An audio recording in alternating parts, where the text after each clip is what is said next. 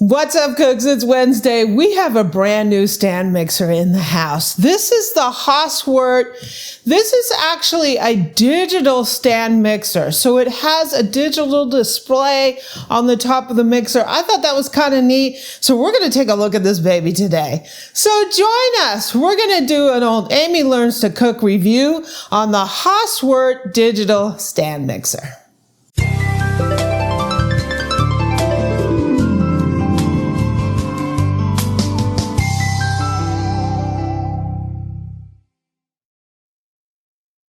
Okay, so let's get this baby open. So if you want to take a look at this mixer, I'll put links down in the description. I just want to thank Hauswirt for sending this. This is interesting because there has been a few mixers coming out lately with a digital display. One is extremely expensive. So this is more of a popularly priced mixer with that new digital display. Which I think is really interesting because you really hadn't seen digital displays. Like there's digital displays on everything. And for some reason, that has not made its way to the stand mixer, but it has now, right? So I think that's kind of fun. So we have a user manual.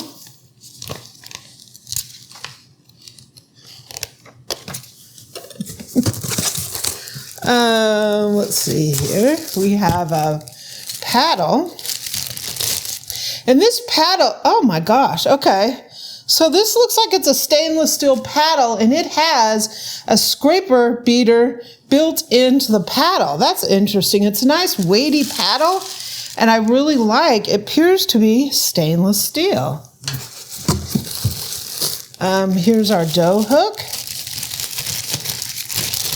Wow, okay. That looks almost like it's stainless steel as well. I'm impressed.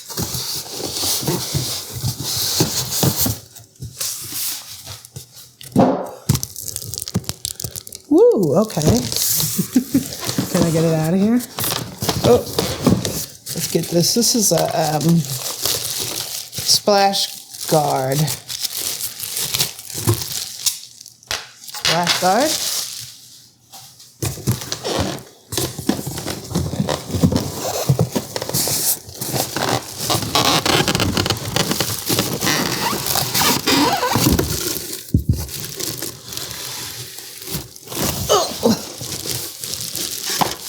Whoa, okay. And here's our mixer. 1, 2, 3! Oh, cool! This is really interesting. We have the mixer. Whoa. Okay. So here's our whip. And the whip, I don't know, it looks like this is metal too. That's pretty cool. And we have our bowl, nice stainless steel bowl. Some packaging here. So we have something very interesting on this mixer. It has the digital display. Okay, so I'm going to take this little plastic thing off here. So here's the digital display. One thing I think is interesting, it does have a light in here for inside the bowl, but also you can see, you can control the speed, the time from this menu here. So you can go speed. So it has some presets for the dough hook, the paddle. So you can just hit menu and go with the suggested paddle, speed 11. You hit the button for it to start. Woo! Oh, this is the whisk. So it's recommending speed 11 for the whisk. I think you can just, so if you just put it on menu and you can control the speed with the dial, start, and it'll count down. That's pretty cool. I like that. You could increase the speed. So it goes up to speed 11. Oh, the time just shut off. Or if you don't put in a timer, it'll just count up. It's pretty quiet.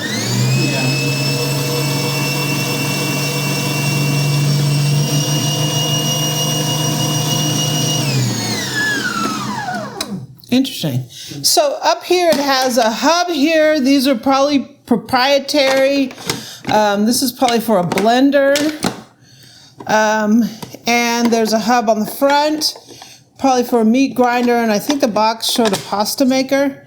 So let me wash these things up and let's give this a little spin. So we're going to judge this mixer on the Classic Amy Learns to Cook categories. We're going to be looking at the overall look and feel of this mixer.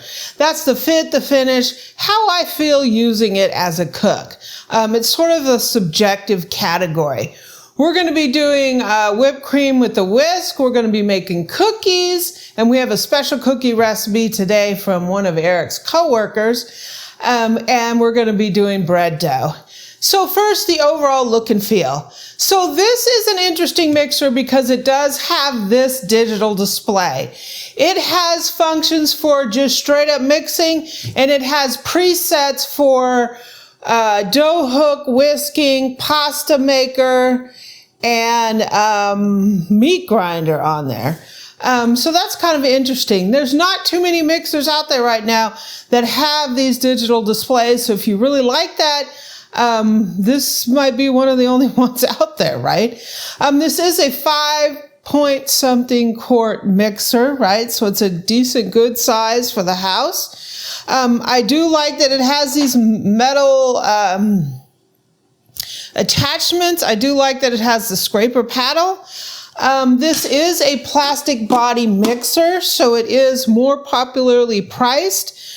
So if you're looking for something that could be budget friendly, this would be in that category. But it does have some upgraded features like the metal attachments and the digital display. I think it's kind of interesting. It's a funky little mixer. It comes in this, right now it comes in this black and the gray, or red and the gray. So we have the black here today. So overall look and feel, I think it's pretty cool for a budget friendly mixer. So let me get these washed up and we'll start seeing what this thing can do. Okay, let's make some whipped cream. So Eric so kindly washed the bowl and chilled all the parts. In a 26-degree refrigerator outside. It's freezing outside, so our refrigerator is freezing in the garage. We're going to go ahead and put the 2 cups of whipping cream, heavy cream, in here. I'm going to go ahead and lower it down. And I'm going to use the preset for the whip, just for giggles. Woo! It's amazingly quiet. It's a pretty quiet mixer.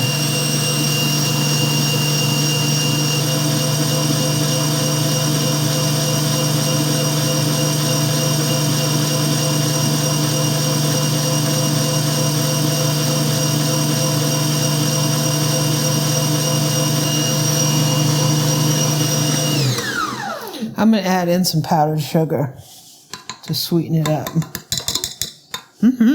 Thank you.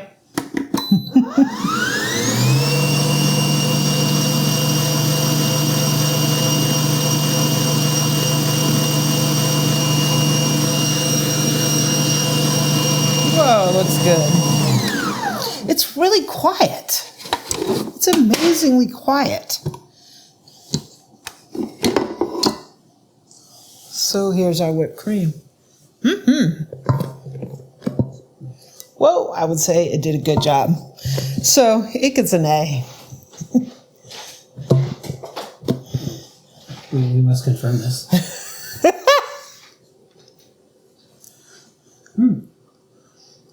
Light and fluffy, my dear. Yeah, looks good. Time to make some cookies. So we are making Sandy's snickerdoodle recipe. I have a snickerdoodle recipe, but I figured we would use hers. She sent it to me and asked me to try it out and see how I like it. And I told her that I would make it on our next mixer video, right? So you better watch us, Sandy. That's your shout out. So we are making Sandy's snickerdoodles, right? So thank you, Sandy, for the recipe. I think this is kind of interesting because we do have a paddle with a scraper on it. So we will see how this paddle performs. So Sandy's recipe starts with a stick of butter. So we're starting good, right? We have some shortening.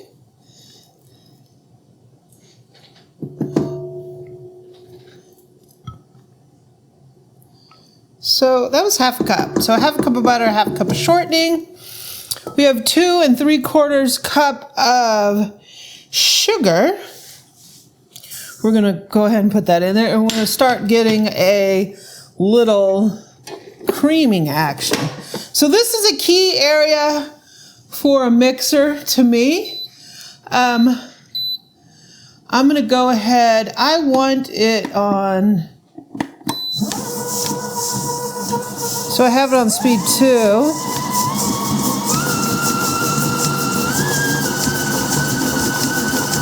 I'm gonna go ahead and crank this up.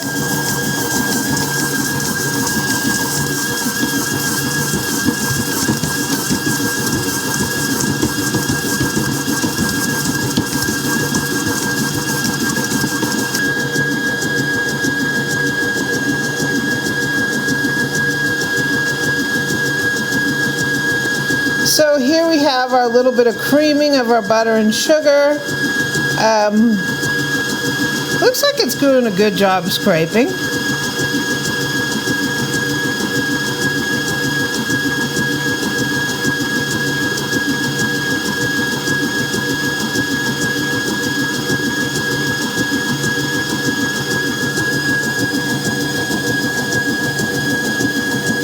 Oh, that's looking really good. That's looking very nice for the creaming.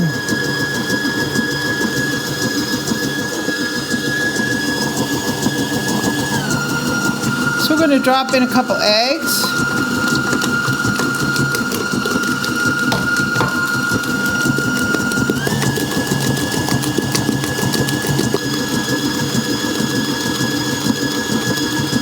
Ooh, it looks soft and fluffy. It's like frosting.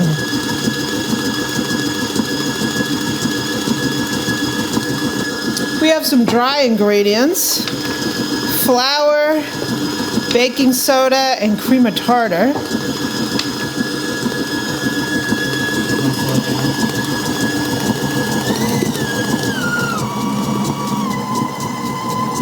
Yeah, I better slow it down. Kaboom! Yeah.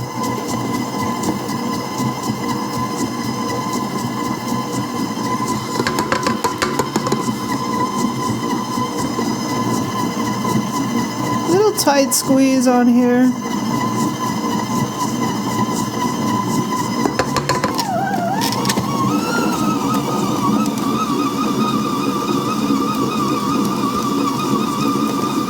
It's bouncing a little bit.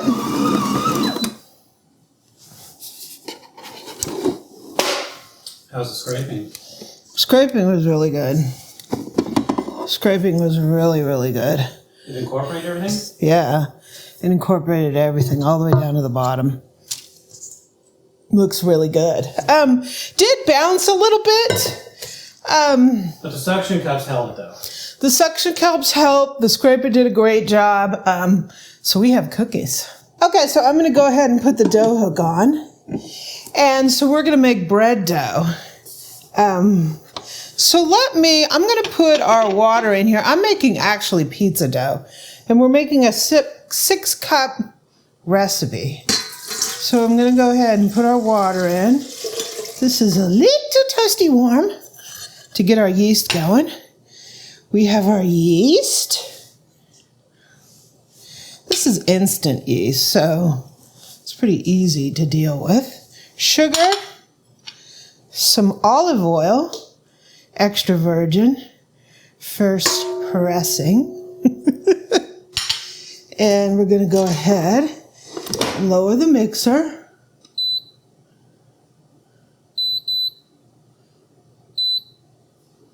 And I'm going to do 2 on the speed.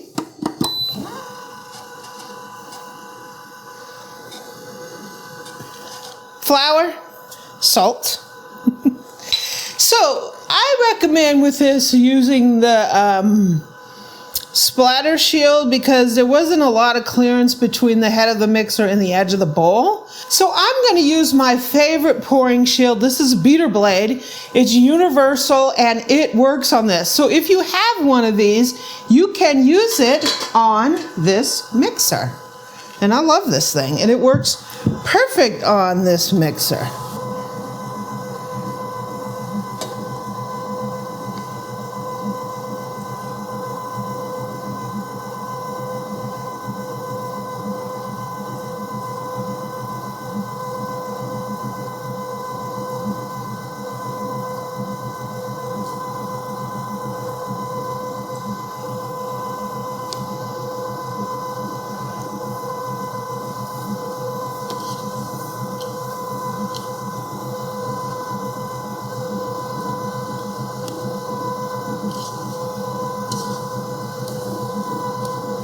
I'm going to put just about all our flour in here so we can judge how this comes together. Let's see what this thing can do.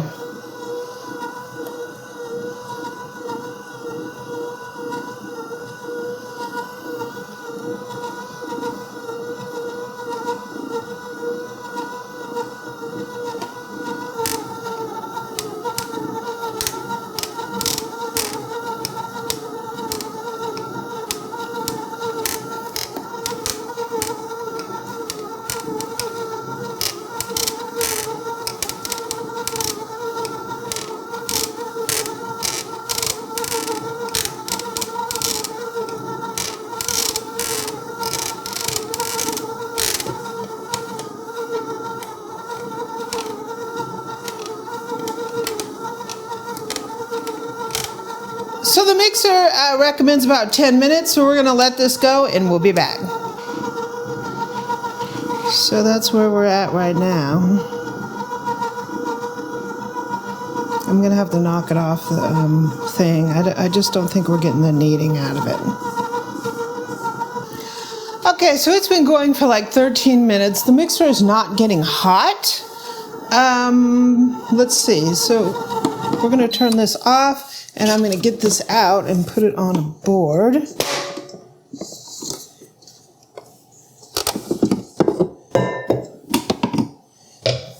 Okay, so we got the dough finished here. I left it a little sticky. Let me put a little bit of olive oil spray on here. For giggles. Okay. Not bad. Not too bad. I think it took a while for it to come together. I think there might be a slight issue on the shape of the dough hook. At times I felt like it was ripping the dough instead of like kneading it and it was spinning it around. I don't know. I'm not a bread scientist or expert, but one of the things I do know is when you're making bread, when you knead it, you're not ripping it, you're massaging it, right? So it develops long strands of gluten. The problem is when you cut it too many times or you're ripping it in the mixer, you're breaking up those strands, and those strands are not, to me, don't end up getting as elastic at times with dough when I know mixers that need it more like massaging and not ripping it feels a little bit better. This feels decent, but I felt like at times it was sort of ripping that and I was concerned. I don't know what that would be called. If you're a bread master, let me know what that would be called.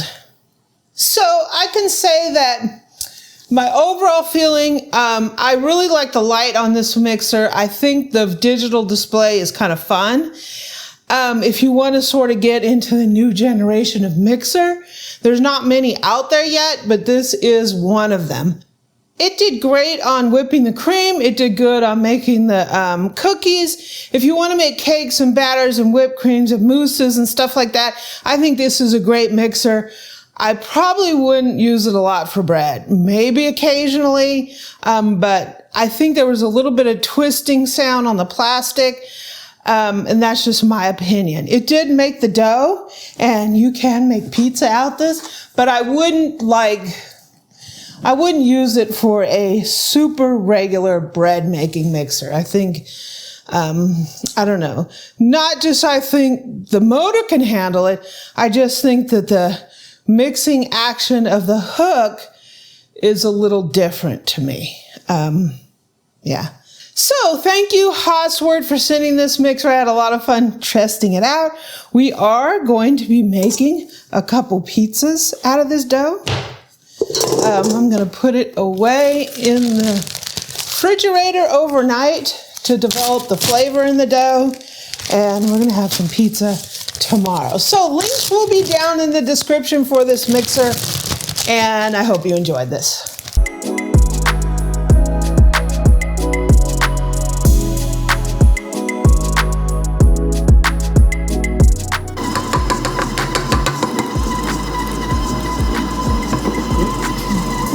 That's not good. I have it up a little high.